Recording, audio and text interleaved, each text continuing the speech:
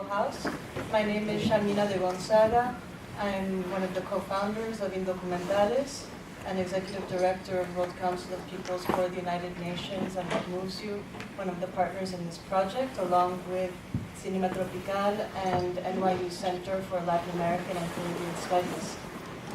We're really honored that you're here. This is now marking the 9th year of this series, which is a good thing and a bad thing. A good thing because it's still an important topic, a bad thing because it's still an important topic.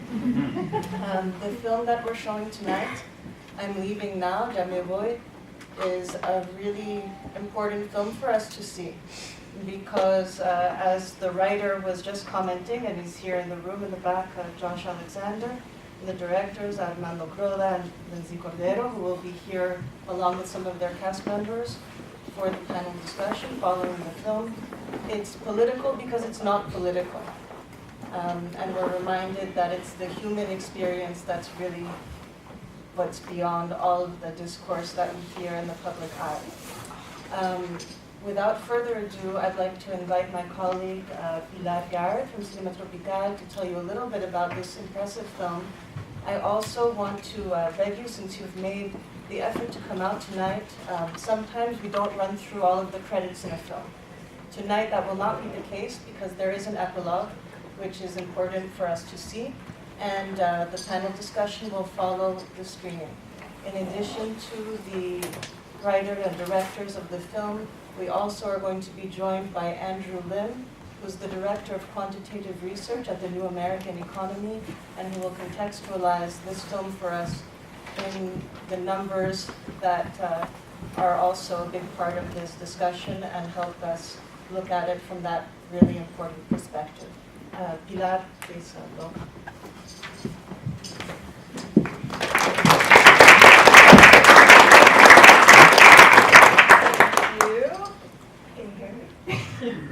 It's so awesome that we have so many people here. I'm very glad that I hope many of you didn't get to off course when we had to cancel one of our screenings because of a snow day, but we're very happy to have everybody here today. As Shamina said, my name is Pilar. I'm the Assistant Director of Cinema Tropical, and we are also one of the partners with Indocumentales, alongside the Center for Latin American and Caribbean Studies here at NYU and the World Council of Peoples for the United Nations. So I'll just say a brief note about the film. Ya Me Voy, I'm Leaving Now by Lindsey, Cordero, and Armando Croda had its world premiere at Hot Docs in Toronto last April 2018, and its US premiere at Doc NYC just this past November. We are very lucky to be seeing this film in advance of its US official theatrical release, which is very exciting. And it's also awesome that this film was picked up for US distribution. So that is a great sign for seeing this film be spread throughout the years throughout the United States. So without further ado, I would like to just point out, as Shamina already did, but we have our filmmakers here. If everyone wants to just give them a round of applause.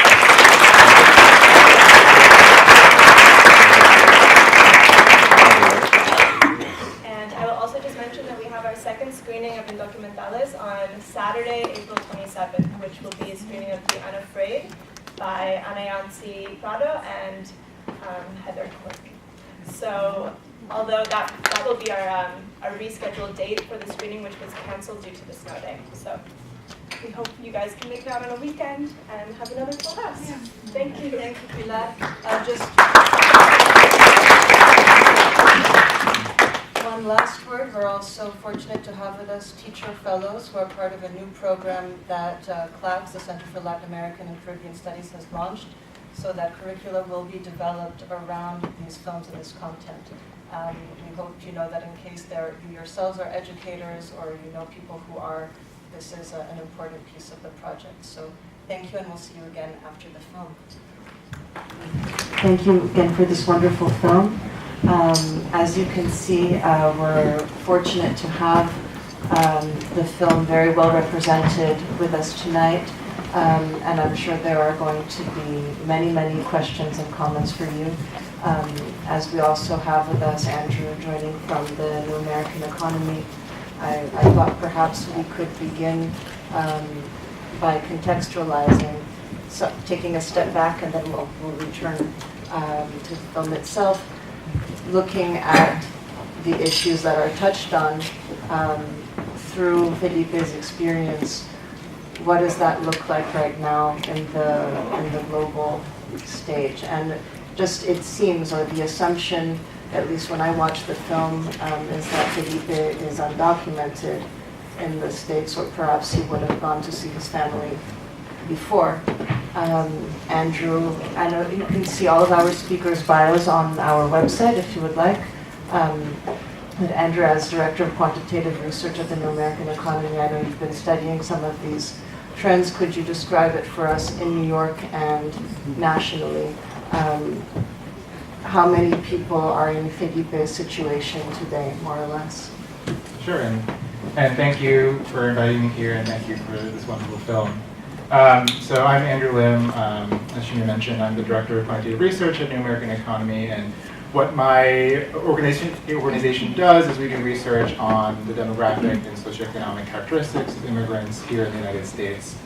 And so, unsurprisingly, that also touches upon issues related to the undocumented population, an issue that's critically important, obviously nationally, but also here in New York State. And over the past couple of years, we've been tracking this issue. So, just to give a general background nationally, and then I'll talk a little bit more about New York State specifically, and a little bit about New York City as well. Today there are around 11.5 million undocumented immigrants here in the United States. That number has gone up in the past several decades, but if you actually look at the numbers in the past, say, 5 years have actually leveled off, or in some estimates even decreased slightly. The issue is often viewed, I think, publicly as something largely around Mexican documented immigrants. But actually, if you look at the numbers, the number of undocumented immigrants from Mexico actually peaked in 2007. So in 2007, you see that there were, sorry, I don't want to get these numbers wrong, 6.9 million undocumented immigrants from Mexico. And these are all estimates. Obviously, it's a population that is obviously not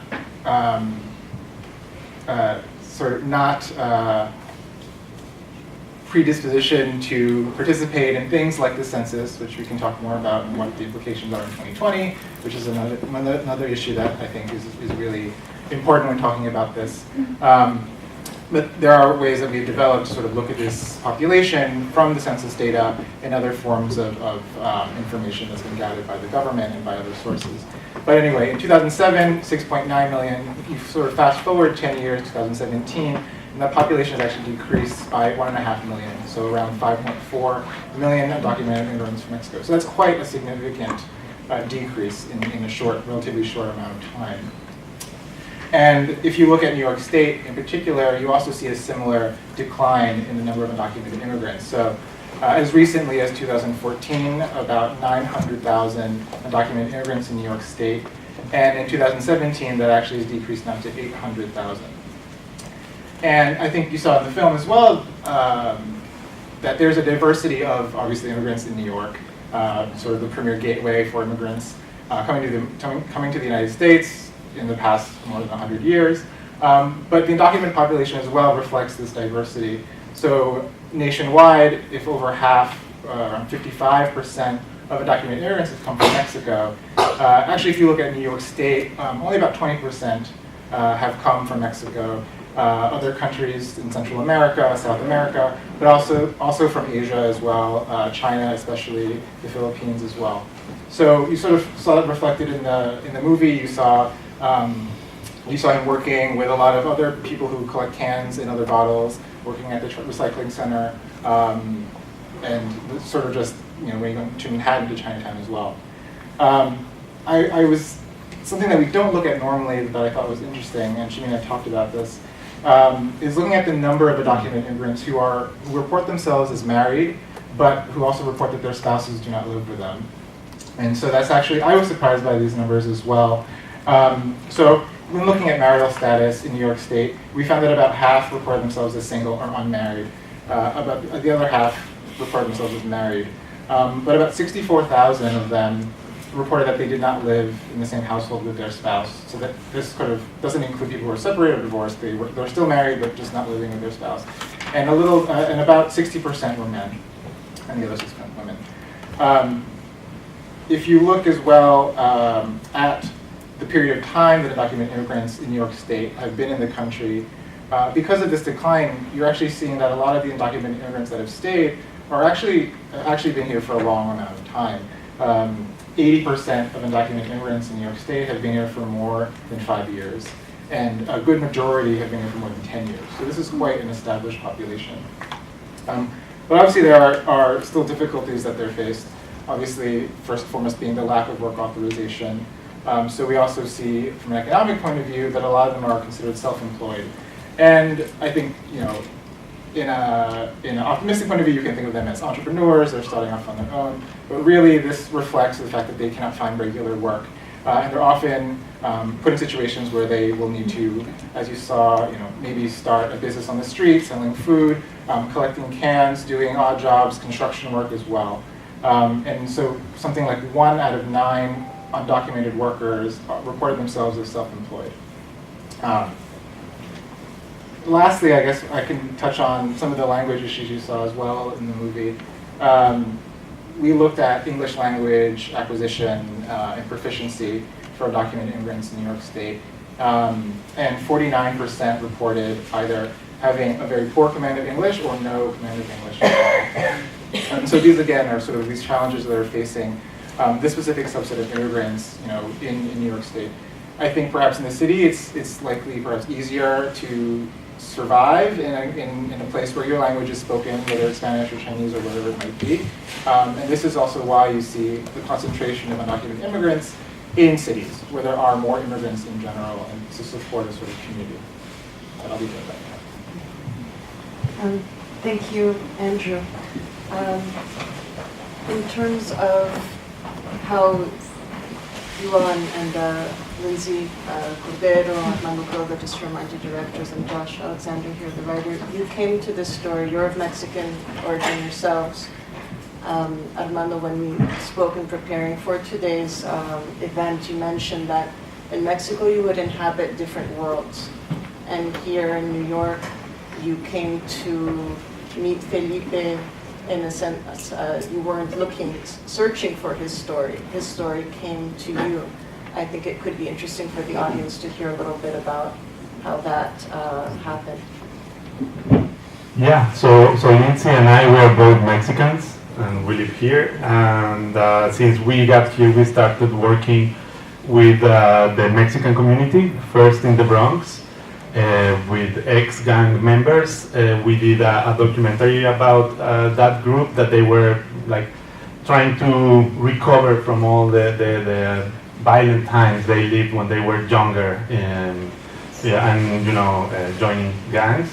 And the first thing that really was something very special for us was that the social classes that in Mexico are very clear. You don't even live in the same neighborhoods. You don't even see other classes if you don't belong to that class. So everything is sort of on their own world. Here was sort of invisible. There was not that. Like, we were earning the same money, me from another paisano, like a guy from my country that was earning a living. So we were in the same conditions, at least economically. So that was a very interesting revelation for us, because we could, the way we like to do documentaries is to get very close and develop friendship and develop trust and really care for the characters, and the characters for us as well. We become really close friends always.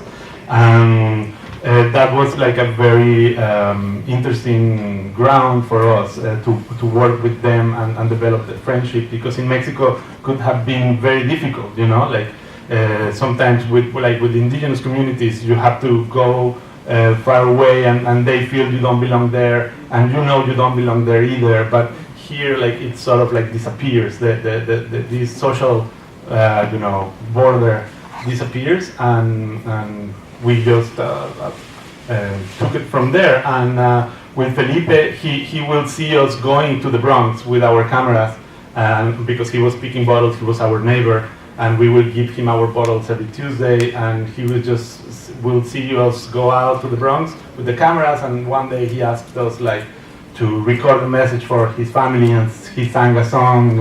We uploaded to YouTube, and we sent it to the family, and we saw the response from his family, and then we did another video, and it was like a casting process almost. Like we really loved him on camera very much, like you can tell. And then we decided we wanted to do a short doc with him because he was just so alive and interesting on camera. And we told him, and he told us, no, you know, I'm leaving now, so I don't think we can make it. It's too late, you know. So we just stopped seeing him, and then 1 year later we saw him again. And Felipe, you're still here. Oh yeah, I have to tell you. So then that sort of triggered the question of the film, which is why Felipe can't go back home, right? So that's the question that we ask ourselves the whole film, the whole process. And you know, we talked a little bit about obviously the economic thread is very present in this film. Felipe's trips to send money home are almost like they pace the film in a way, and he's well known there. I want to just maybe, Andrew, do you have any numbers on remittances per se, and this sort of, you know, there's some ambiguities around economic contributions of undocumented migrants who are working in the informal sector. I think the organization has researched that a little bit. Exactly. So we do look at the earnings reported by undocumented immigrants. This is something that, when they do answer the census, is something that is reported, and it forms sort of very important part of the data that's collected. In New York State, for example, in 2017, we estimated that undocumented immigrants earned a total of $21.5 billion. We wanted to look at that amount of money and say, we know as well that undocumented immigrants, even though they are ineligible for many social programs, the majority of them do file taxes and pay taxes. So even using the most conservative estimate of the share of undocumented workers that file their taxes, which is about 50%, you know, after they pay their taxes, we estimated that there's still about $18.5 billion that's left over. Now, as Shamina said, there are ambiguities about how much money is sent back to you know, countries of origin.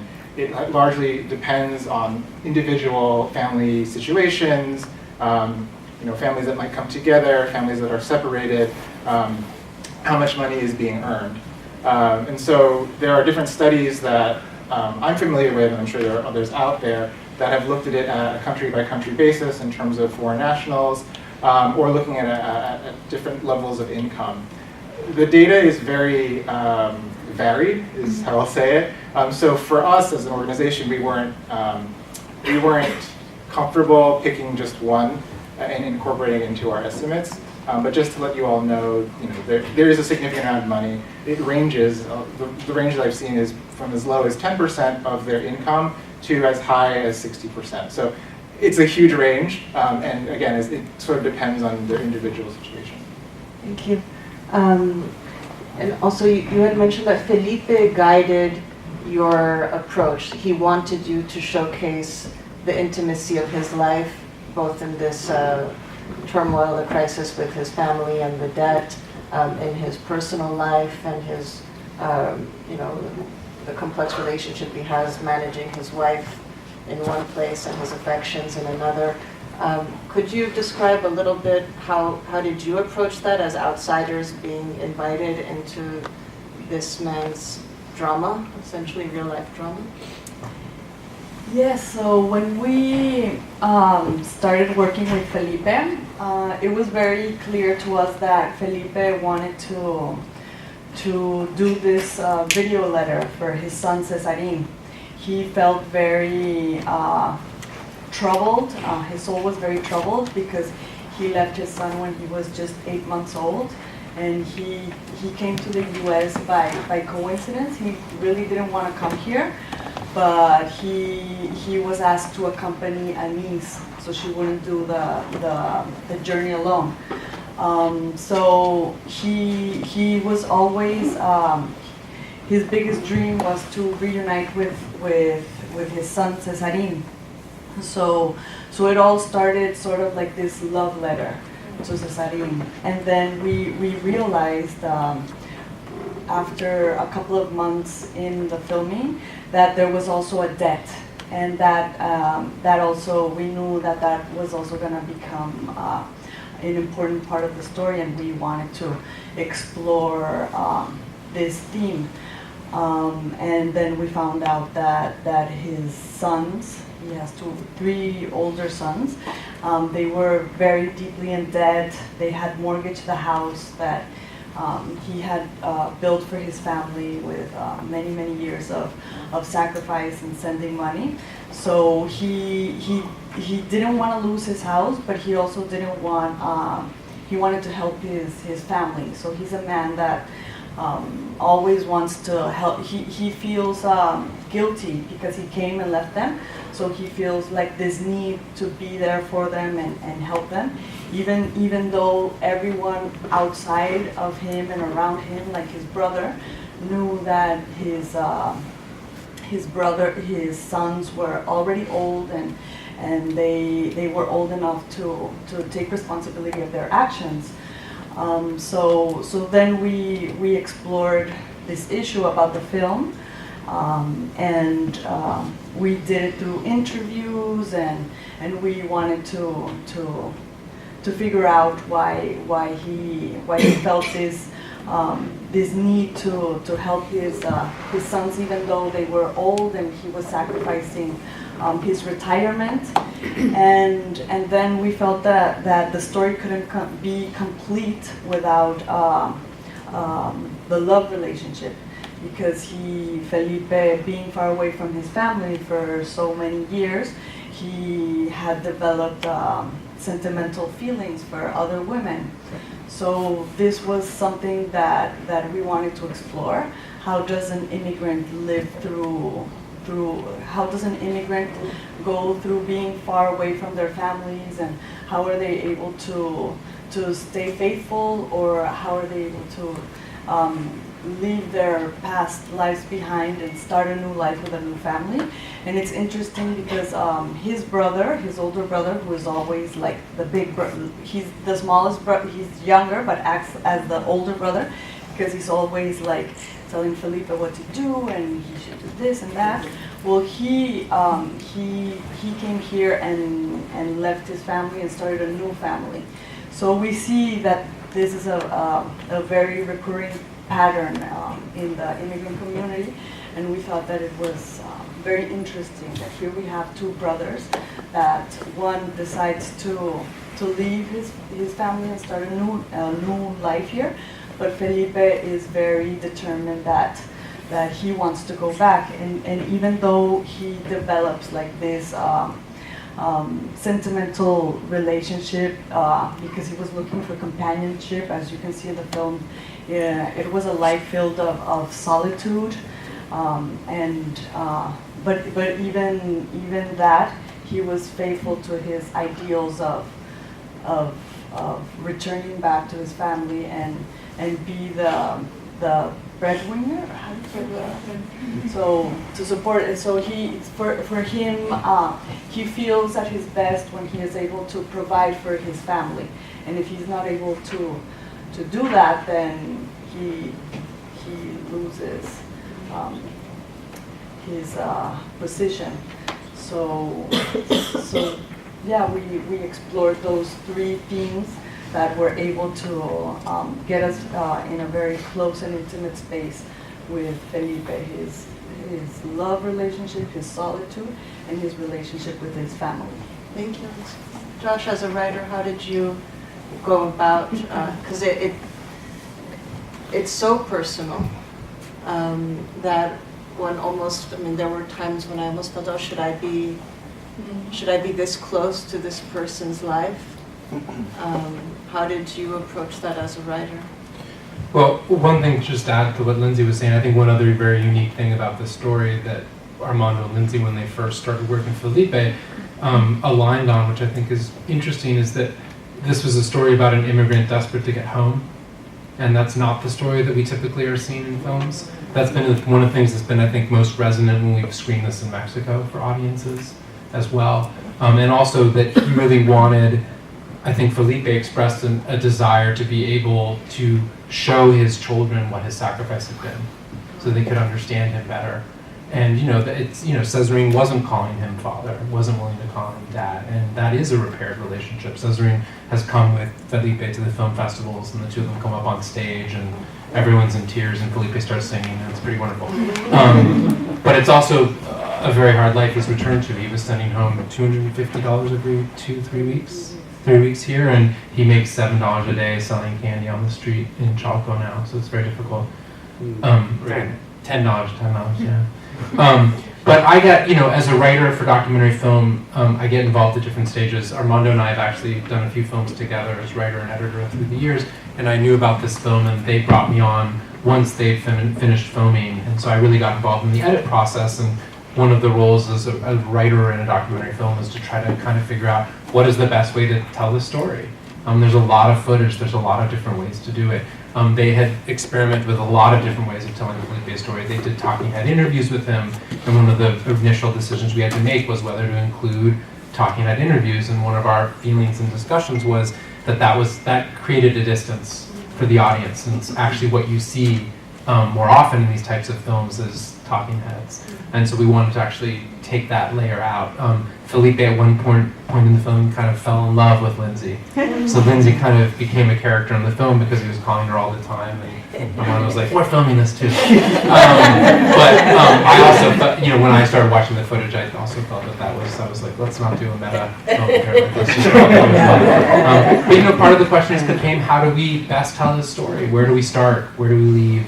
What are the turns? When do they happen? Kind of just your basic structural choices that you make as a writer in terms of how you start to build the arc of a character and a journey. One thing that was really powerful to me was when they first showed me the footage of Guadalupe pushing the cart, and my first response was like, well, we have to do that as the end of the movie, because the truth is that everywhere we look when we walk down the street, every one of the people that we see has a story as full of drama and emotion and power as Felipe. And so I don't think when you shot that, I think that was just another scene that they were shooting. So those are the kind of wonderful things that happen in edit space when you're working with such talented people and get to play with, what's the most powerful way to tell the story. Thank you. I'd love to invite everyone here to share your thoughts, questions. I know we also have other cast members here who might want to share. So just maybe a round of applause for Jose. He's the healer, el shaman.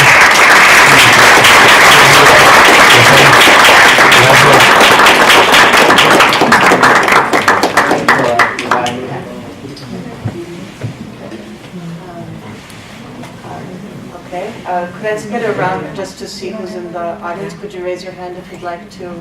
One? Okay, Cheryl? And also in the back. And our colleague Omar from NYU CLACS, Assistant Director, is helping us out to pass the mic tonight. Thank you. Congratulations to all of you for keeping us both entertained and in a realistic moment that we all appreciate and relate to. Is there any chance of you thinking to do a sequel? You already said that Felipe's economic status has been reduced, but even in terms of his son, the hopes he had for his education, or how does one readjust to the life that he's living now in terms of what he had in the previous years? I'd like to get the other question first. Okay. I think there was a gentleman in the back. I see.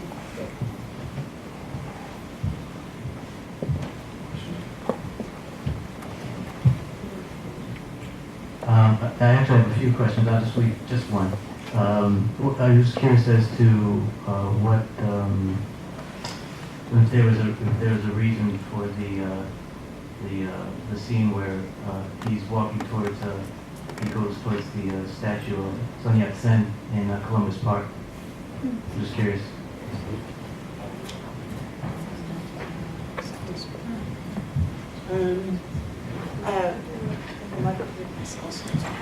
¿Quieres contestar la primera? primera pregunta sobre... Si va a haber otra película. Sí, sí, sin problema. Bueno, gracias a todos por haber venido a apoyar este tipo de documentales, que es muy, muy importante de crear conciencia en tiempos muy difíciles, y definitivamente pues les agradezco mucho a Lindsey, Cordero y Armando Croda, y definitivamente vivimos en tiempos muy difíciles y ese tipo de acción filosófica, diría yo, es lo que necesitamos rescatar, ese tipo de valores en la cual existe mucha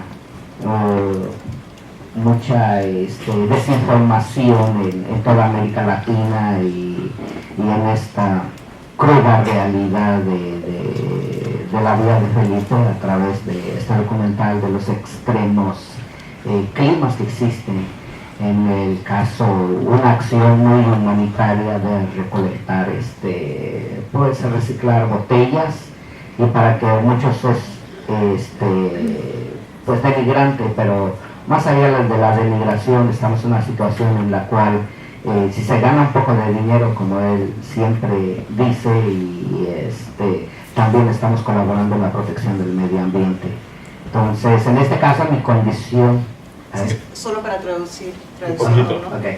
Ajá, gracias. He's thanking everyone for showing up to support this film, which is also correcting a lot of misinformation that exists, and speaking specifically to the work that you see Felipe do, picking up, collecting recycled bottles, which some might look at as denigrating or humiliating work, but it's also something that's helping the environment. Bueno, es muy importante en este caso crear otro tipo de conciencia, y a través de los documentales yo creo que pues el sacrificio que se hace, pero hay más posibilidad de crear conciencia del problema a nivel mundial, no solamente en América Latina, que estamos siempre yo digo, en tiempos de corazones duros y seres oscuros.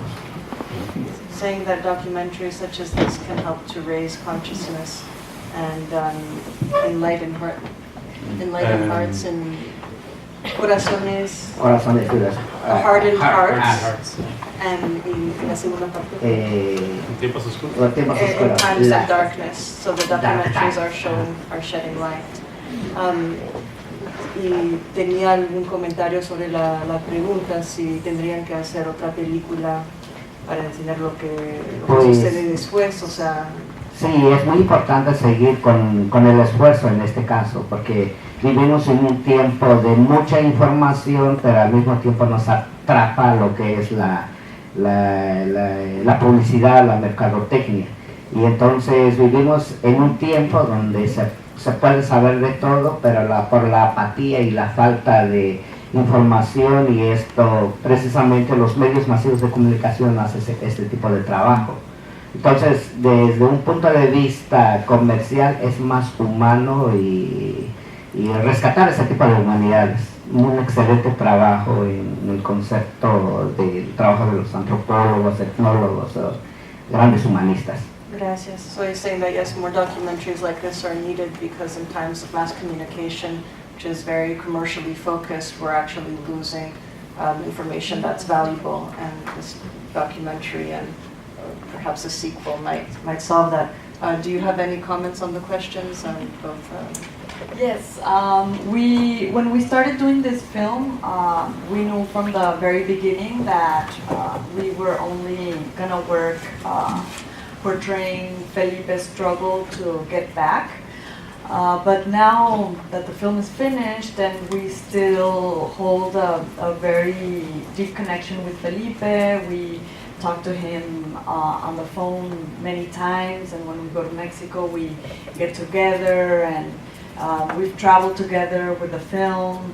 And thinking about it, it would be interesting, and a lot of people have mentioned about doing a sequel of what his life is like right now.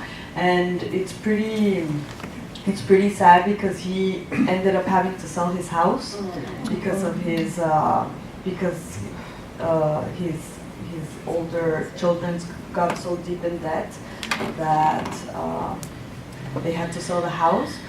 And so he is struggling more, selling candy in the street and earning much less money. But yeah, I believe that it might be worthwhile. We just have to commit to it because it's always, we take 4 years in every film that we make.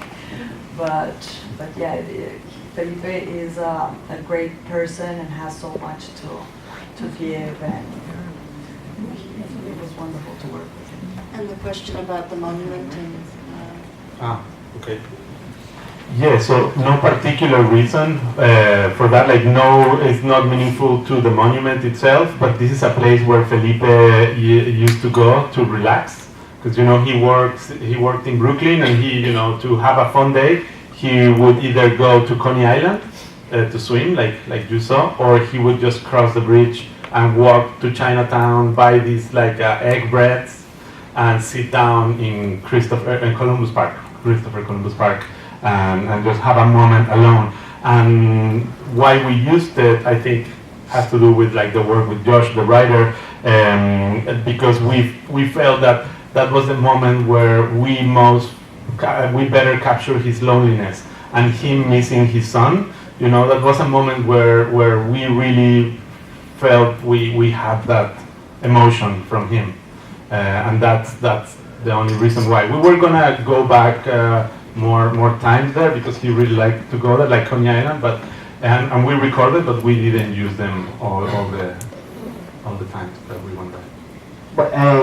Bueno, es muy importante en este caso hacer más publicidad, tratar de hacerle llegar a la gente para crear conciencia en este tiempo, porque la verdad, tanto como los que vivimos acá, y los que viven en nuestro lugar de origen, estamos totalmente desinformados.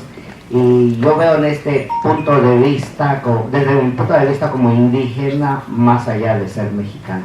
Pues muchísimas gracias. Muchas gracias. He's also adding that not only the general public, but also migrants themselves who are here and those who stayed behind in the countries of origin are needing more access to information, and that he feels this especially as an indigenous person more even than as a Mexican. And yeah, I think in the film we see the linguistic diversity. Obviously, when we think of a Mexican population, some people only think of Spanish, but there are so many indigenous languages that are spoken right here in New York. And I think at NYU you also have some studies dedicated to that. Could we have some more comments, questions? Great, so I have 1, 2, 3, 4. Yeah, well, but don't you think that in the scenes where he's walking around like Chinatown and that park in the monument, don't you think that there's some transactions with the Chinese community and the Mexican community where both those communities tend to, you have people who do make their living off of recycling, and just like señora que dijo que this kind of lifestyle, it's not just exclusive to Mexican people. It's almost shocking how it's actually regular amongst a lot of people from different backgrounds and ethnicities, but especially both the Chinese and Mexican communities in New York. Thank you. If you could maybe pass it a few rows behind you, yes, to the gentleman there, and then we'll go. No, it's true. Yeah, it's true. It's not only Mexicans. It's a condition for all us immigrants. We'll take a round. I actually have 2 questions. First, I would like to know what was the reaction of the wife when she learned about the relationship that he had in New York. And the other one is like, how do you keep the way to don't feel that much involved, because you are getting into someone's life, and now he's struggling, and how do you stop yourself of getting more involved and doing more for him? Because sometimes I think that the bonds are so close that it might be difficult for you to separate through your whole life. Thank you. Could you pass it a few rows back? Thank you for this participatory audience. I have a question about the sombrero. It's very obvious he was wearing it, and then a couple of scenes throughout the middle and a little bit towards the end he took it off. So I don't know if it was like intended that you asked him to wear the sombrero, or was the meaning behind it, or you just wore it? I hate it. Thank you, sir. We had one more right here in the front, and then we'll pass it back to our panel. I think we'll do it for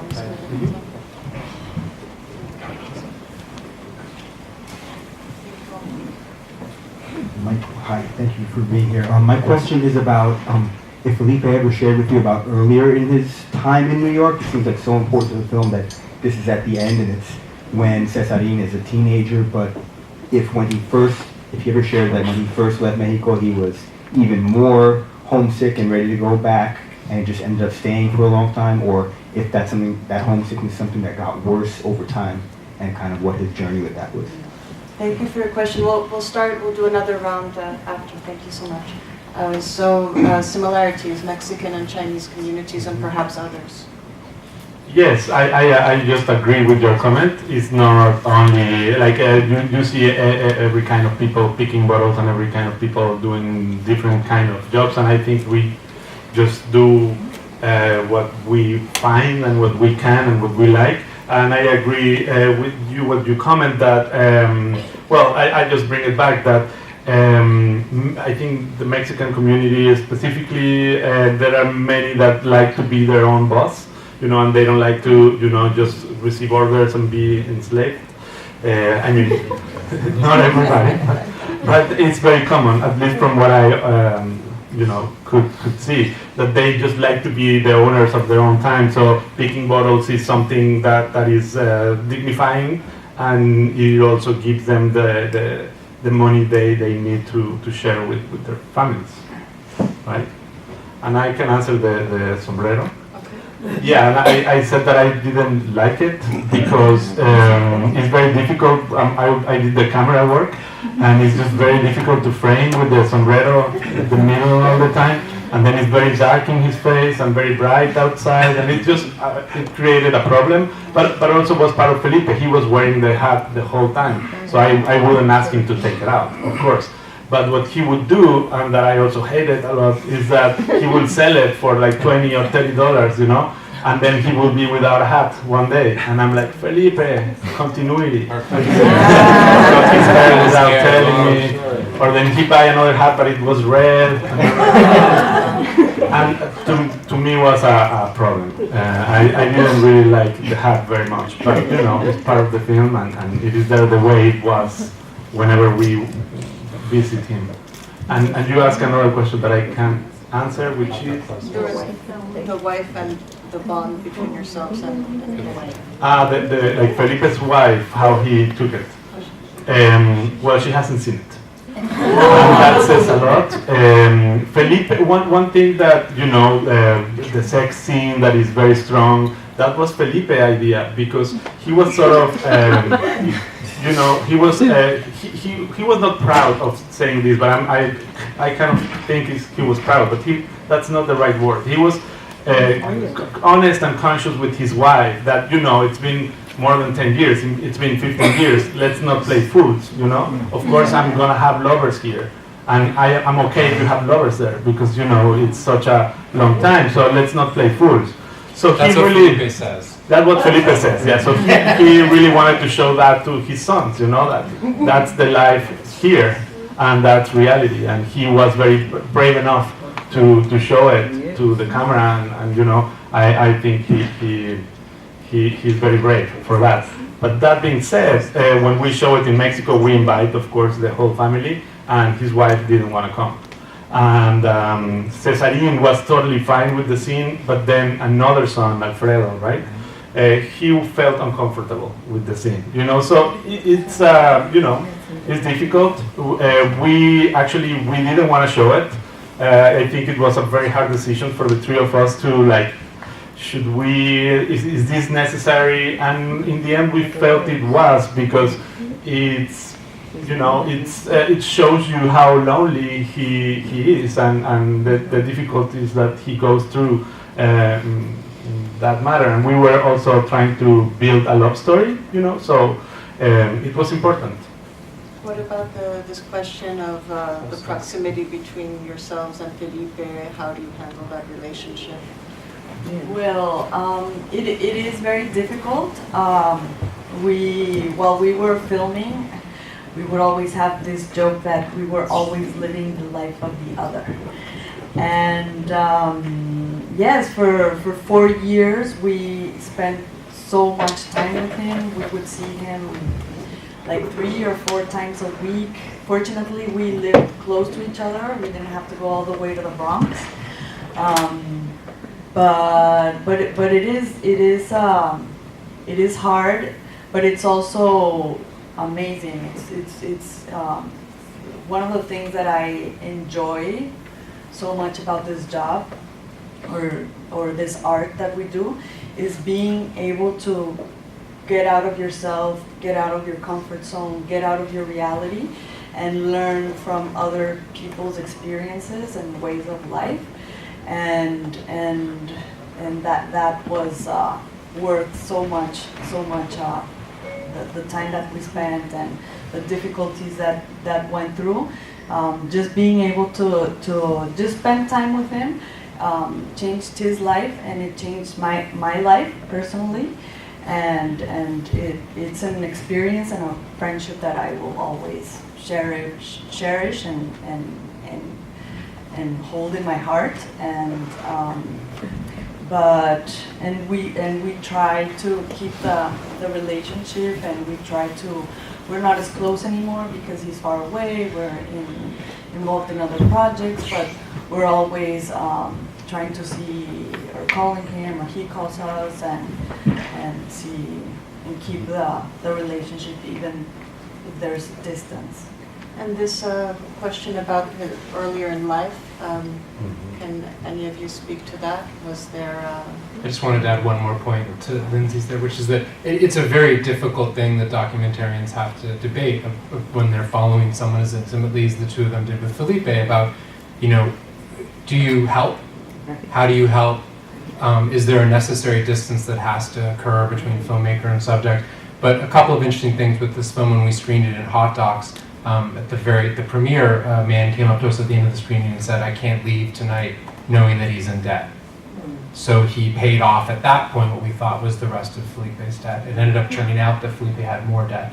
But this was kind of amazing. And then, there was when Felipe got home to Mexico, he was sick and he needed surgery, and they set up a GoFundMe page for him and tried to help with that. But I think it's also important that it is that kind of balance. It's a dance between intimacy and distance, because you need both.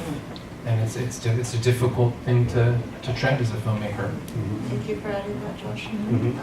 Yes, to the question. To the question, I think you are just asking a very hard question, but I don't know if there's an answer, because I can tell you how Felipe felt when we met him and how he feels now.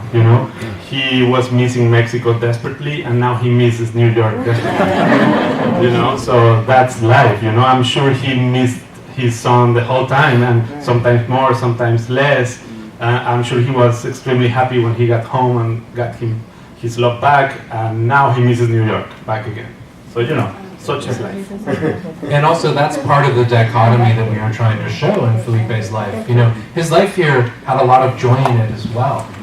There was a public-facing Felipe and a private-facing Felipe, and you see both of them in this film. I mean, he was a man about the town. He was kind of beloved within that community, and that's true to his life as well, as those moments when he's in a windowless basement, a lot of the time, alone on phone calls with his family. So kind of that liminal space that he existed between two worlds, captured. And one last thing that I wanted to add to the comment is that Felipe spent his best years in the U.S. So he gave the U.S. his best working years when he's the most productive, thinking that he would go back home and have this afterlife of joy and retirement. And that's what a lot of our immigrants are doing. They're giving their best years of life in the U.S. and then having to in the end have nothing, no retirement, no support.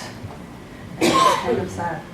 Yeah. Well, Andrew, you mentioned at the beginning that people tend to stay here for long periods of time. Is there any information about decisive factors that, are there some, when people might decide to go back after 5 years or stay 10, 15, is there any research that helps illuminate those dynamics? There is. It's more in the realm, I think, of sociology, maybe even anthropology. I think from an economic research standpoint, you look at things like the trajectory of one's life.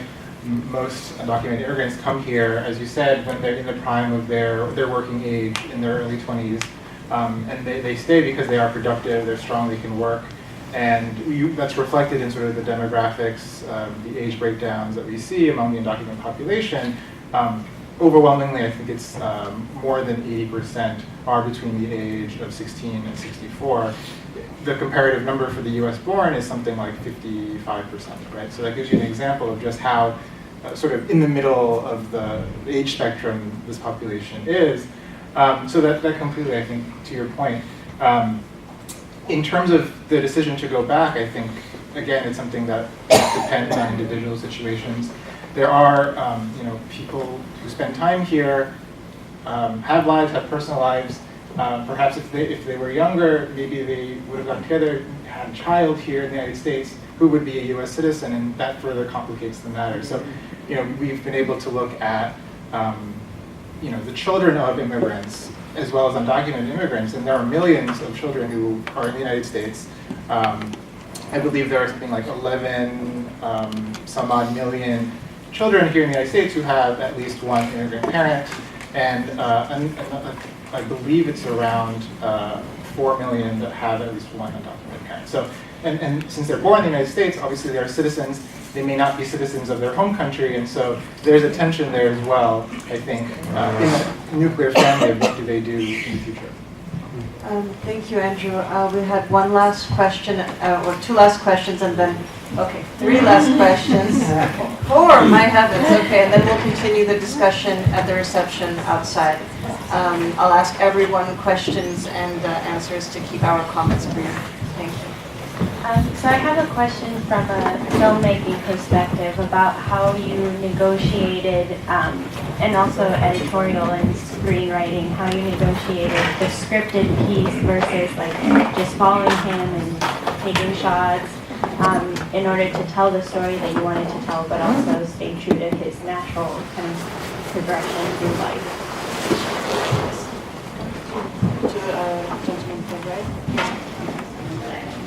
Yeah, I have a similar question about the logistics of the filming experience, and to what extent, if any, scenes were staged, and how some other people were in sort of representing the drama they were going through in their lives.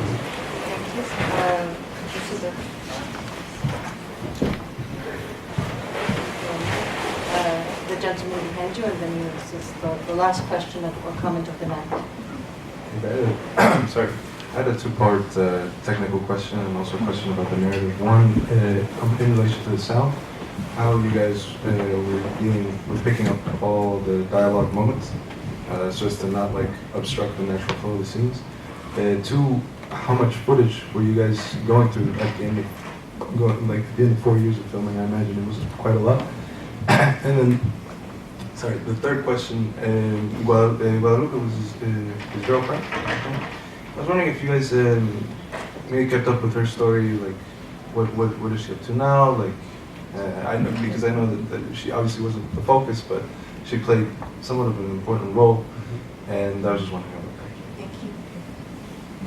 Yeah, I have a question for you and for you, and lo siento su nombre.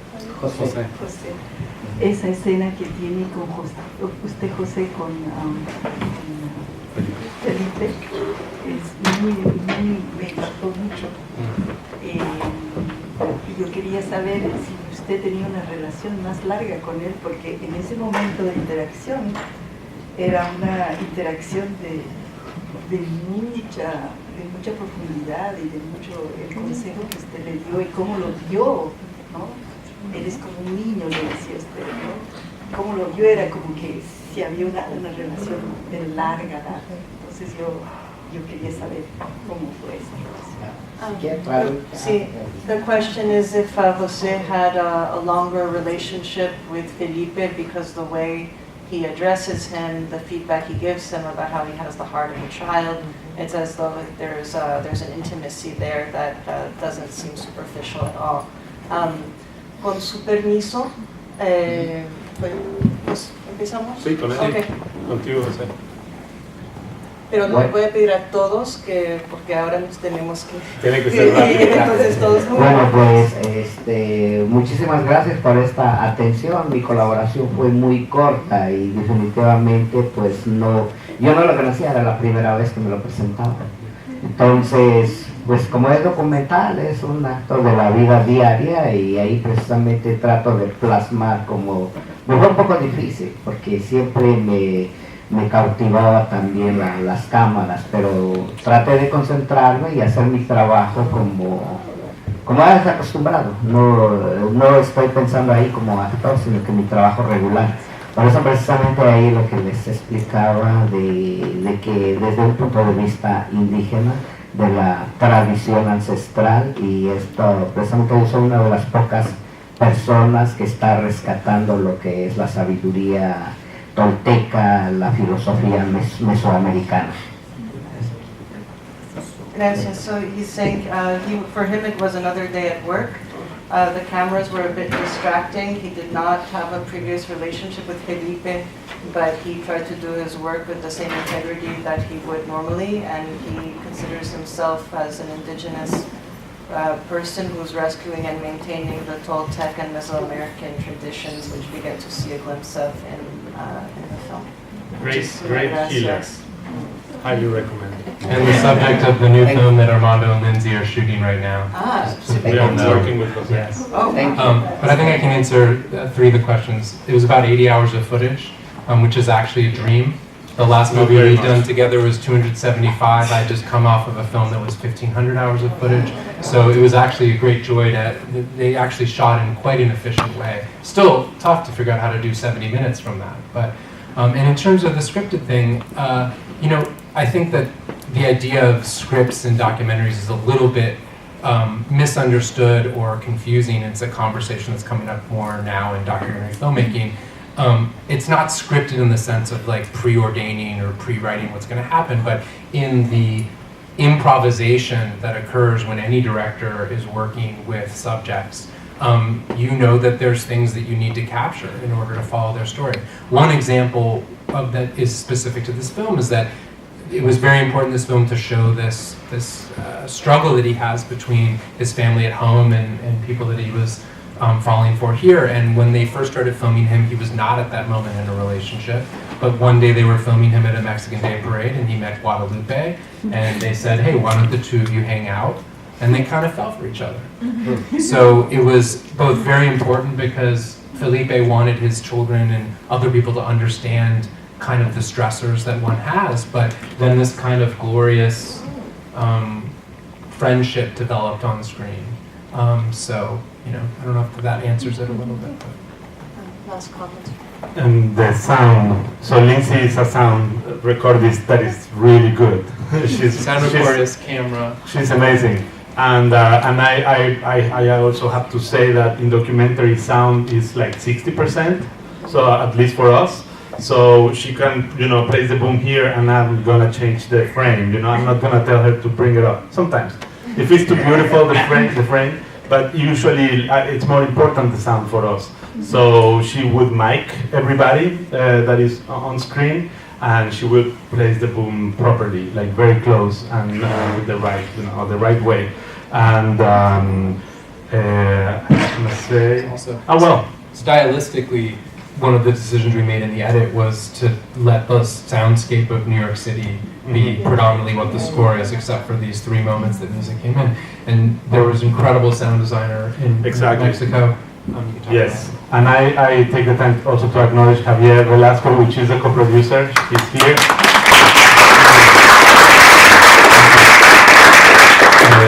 And yeah, Omar Juarez in Mexico City, he's a great sound designer. And he sent us mics and he asked us to record 25 minutes stereo sound in each location when the film was finished. So we went back to each location and record 25 minutes in each location sound, so he could work with that as background. So, and they cleaned the dialogue, like they did a great work. So we really took care of sound. Any last comment? I don't know if we answered your questions. If Yours? not, we can, if, with your permission, was there something? I was going to say the film is also going to be coming out this summer or fall. We're figuring out where to open in New York. It's being released by the Cinema Guild, and please put the word out. Follow us on Facebook and Instagram as well. Yes, thank you. And thank you so much for coming. Thank you.